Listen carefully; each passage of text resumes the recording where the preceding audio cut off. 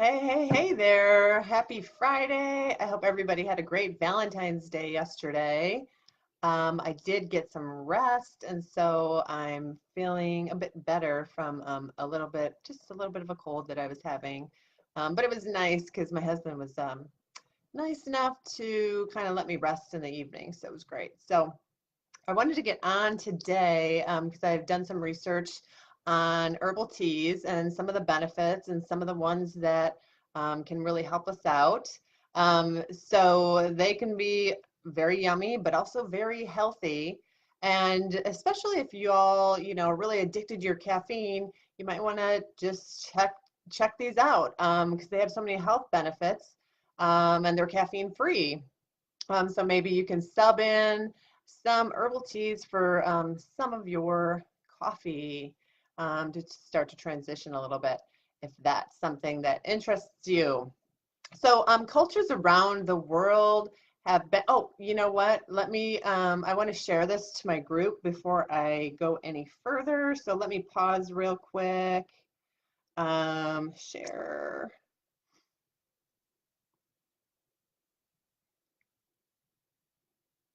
Okay. Sorry about that. All right, so I wanted to share that to my group. Okay, so cultures around the world have been brewing leaves, fruits, flowers, roots, barks, berries, all that good stuff for centuries. And here's why. Because there are so many health benefits, really high in antioxidants, help protect against cancer, destroy free radicals that can damage DNA, and hey, tea is primarily water, so it's also very hydrating. For anybody that has challenges getting enough water, this is a great way to do it. That can be really yummy. So I definitely have notes with this because there's all different types of teas that I want to mention. Um, so there's 7 different types that I want to talk about today that can improve your health. The first group I want to talk about are immune stimulating blends, but they're not just stimulating for your immune system. They can work in other ways as well, but these contain tonic herbs known as adaptogens that can help strengthen or enhance the immune system. That also, though, can help strengthen and enhance the nervous system and help the body cope better with stress. So look for the following in that category: Siberian ginseng, um, astragalus, and I don't know if I'm saying that quite right, echinacea, ashwagandha, reishi mushrooms, and licorice. So those are the ones in that category. The next category I wanted to discuss was digestive aid blend teas. So many herbs have digestion stimulating properties, and these can help relieve heartburn, maybe gas, stimulate the gastric juices, relax spasm and cramps, and kind of can help with nausea or diarrhea. I mean, it is cold and flu season, right?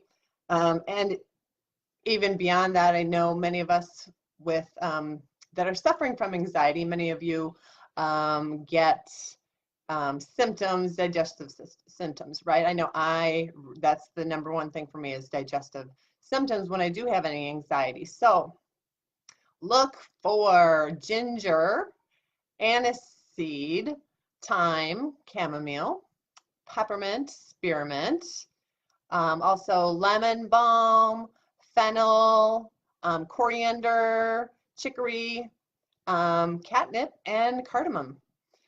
Um, so the next category I wanted to talk about were calming teas, sedative blends.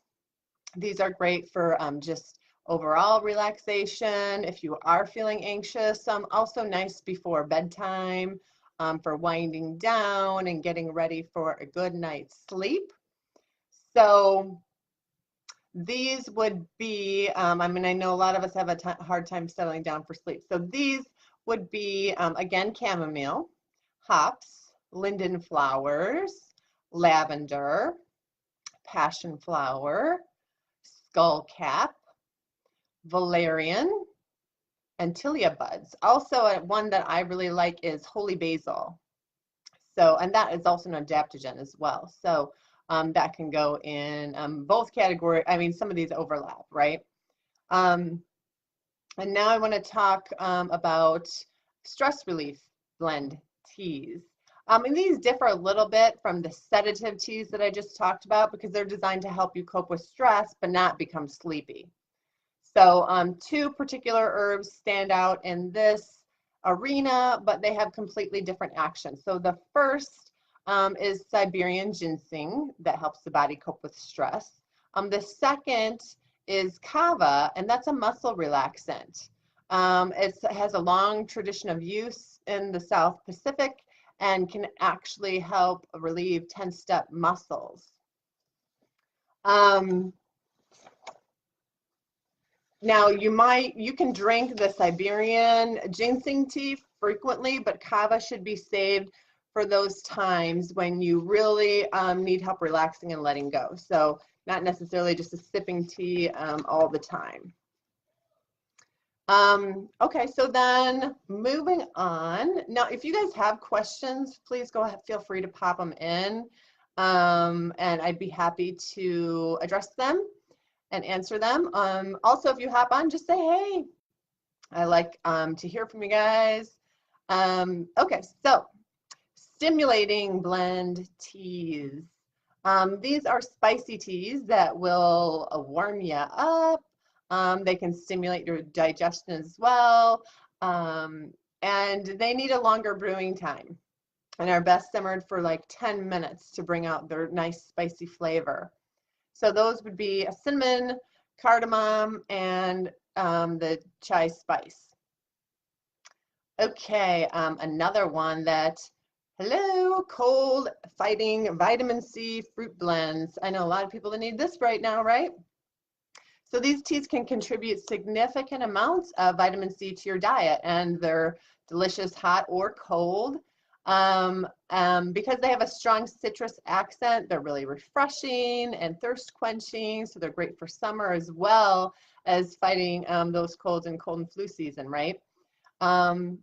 So you want to look there for orange, lemon, and berry teas. All right, so another great one that I wanted to just mention is antioxidant-rich rooibos tea. And that's spelled R-O-O-I-B-O-S, but it's pronounced rooibos. And it's a caffeine-free tea. It's very unique.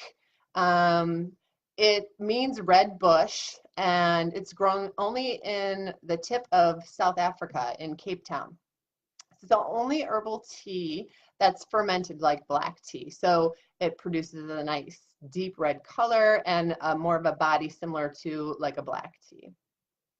So rooibos is rich in vitamin C, minerals, and a lot of other flavonoids that contribute to antispasmodic properties. So again, like great for the gut. It's hypoallergenic properties and antioxidant properties.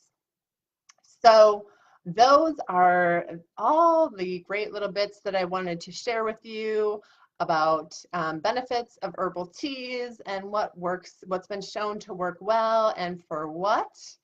I hope you found it useful. I hope you can run out and find something fun to try and keep warm as we are trying to head out of this winter and look forward to spring. But also, you know, iced in the summer is great. I love tea. It's super yummy. I probably drink more tea in the summer actually because I love iced tea. So these are some great ones to try. Let me know if you try any, how they work for you, which one's your favorite, what tastes really good. And I'll be looking forward to hearing from y'all, and have a great weekend. Bye-bye.